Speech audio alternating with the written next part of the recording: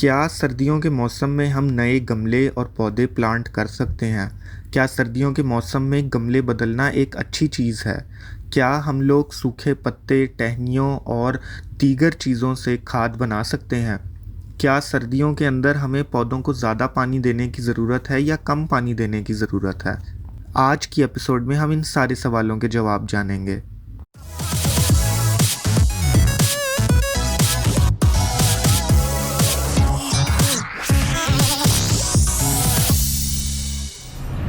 Hello, अस्सलाम वालेकुम and welcome back to indie random studio rooftop garden series. आज की इस ख़ास एपिसोड में एपिसोड नंबर 33 में हम लोग मुख्तलिफ़ चीज़ें आप लोगों को बताएंगे।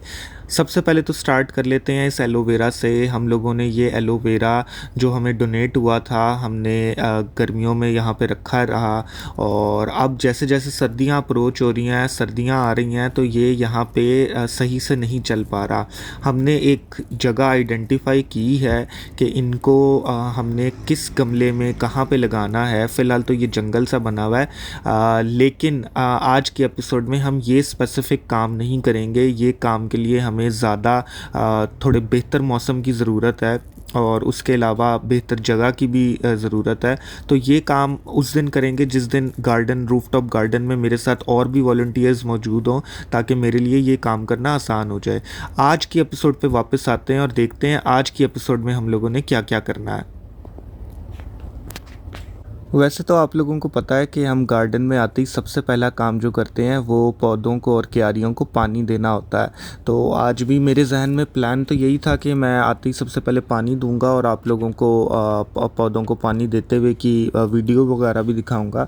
लेकिन आज पानी नहीं आ रहा है सैडली। सर्दियों में अक्सर पानी का मसला हो जाता है, तो आज भी पानी ना आने की वजह से तो मैंने डिसाइड किया है कि क्यों ना टाइम वेस्ट किए बगैर कुछ गमलों को रीशफ़ल कर लिया जाए और कुछ नए पौधे लगा लिए जाएं।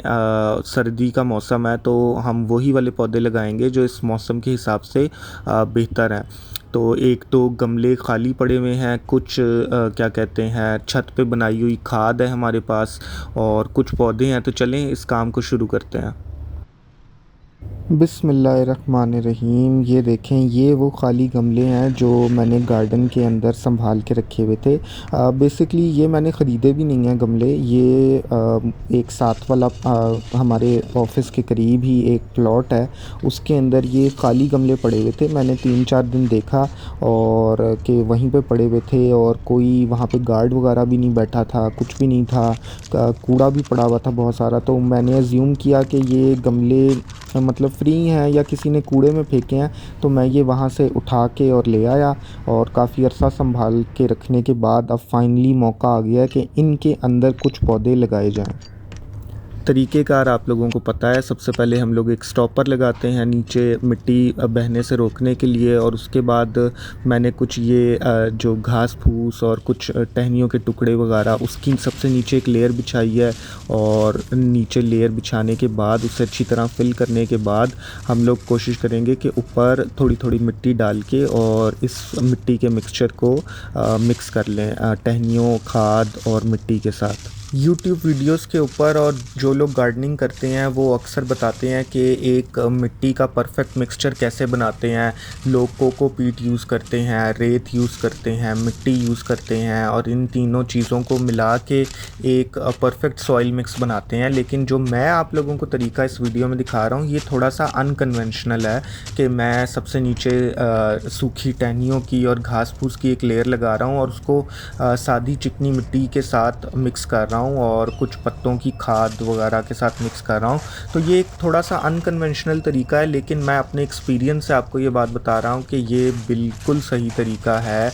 और बहुत सारे ऐसे पौधे हैं कि जो इस तरह की मिट्टी बहुत ज़्यादा लाइक करते हैं, क्योंकि ये वेल ड्रेन्ड सॉइल होती है। इसके अंदर पानी खड़ा नहीं होता, पानी नीचे से बह जाता है लेकिन मिट्टी नहीं बहती, जिसकी वजह से ये एक इस तरह का मिक्सचर बन जाता है जो कि सक्यूलेंट प्लांट्स जो आपके होते हैं उनके लिए एक परफेक्ट एनवायरनमेंट बना देता है। ये देखें एक एक करके हमने लेयरिंग कर दिया है। सबसे नीचे टहनियों की लेयर और उसके ऊपर मिट्टी की एक लेयर, थोड़ा सा हमने गमले को साथ साथ हिलाया है और उसके ऊपर फिर से हम लोगों ने खाद और ये सूखी टहनियाँ और जो बची हुई हमारे पास बायोडिग्रेडेबल चीज़ें थी उन सब की एक और लेयर लगा के ऊपर से हमने बिल्कुल फुल कर दिया है। साथ ही साथ हम कोशिश कर रहे हैं कि इसको जितना हम अपनी कांडी से या उससे छोटे पीसीज में तोड़ के दबा सकें उतना दबा दें, क्योंकि उतना ही जल्दी ये क्या कहते हैं डीकम्पोज़ होंगी। और इसकी ऊपर फिर से हम लोग एक मिट्टी की लेयर लगा देंगे ताकि एक परफेक्ट जो है वो गमला हमारा तैयार हो जाए।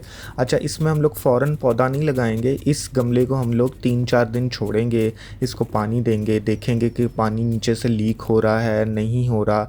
इन सारी चीज़ों का ध्यान रखने के बाद और हफ्ते के बाद हम इसमें कोई पौधा लगाएंगे।